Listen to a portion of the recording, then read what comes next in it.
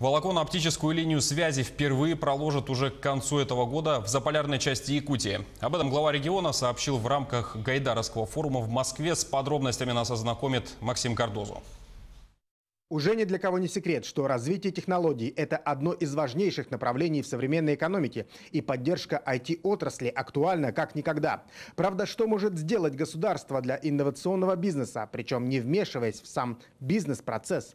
Именно об этом говорили эксперты на Гайдаровском форуме. Специалисты отметили, что для цифровой трансформации в первую очередь необходимы кадры. Миссию, которую мы видим, партнерство государства с бизнесом, это возобновление кадров, это система образования.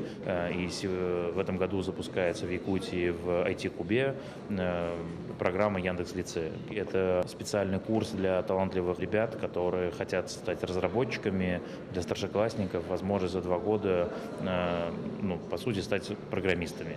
С идеей, что государство должно обратить внимание на нехватку кадров для инновационных отраслей, согласен и глава Якутии Айсен Николаев.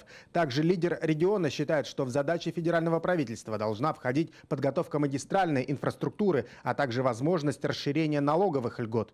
Мы понимаем, что если мы сейчас в стране какие-то новые решения долгосрочные для льготирования деятельности IT-компаний не сделаем, то они очень быстро переберутся кто в Белоруссию, так, а кто и дальше.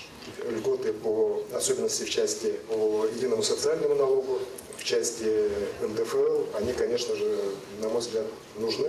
И их, конечно, надо всему сообществу ставить для того, чтобы в ближайшее время новое правительство этот вопрос рассмотрело, и уже какие-то инициативы в этой части появились. Якутский регион – лидер в IT-отрасли на Дальнем Востоке. На федеральном уровне с этим никто не спорит. А значит, идеи, озвученные нашими экспертами, это конкретные предложения, которые реально работают. Если говорить отдельно про Якутию, то сегодня, конечно, это, можно сказать, открытием 2019 и 2020 года, насколько серьезно администрация региона занимается поддержкой стартапов именно в сфере IT. Если говорить про IT-бизнес, то он в первую очередь глобален.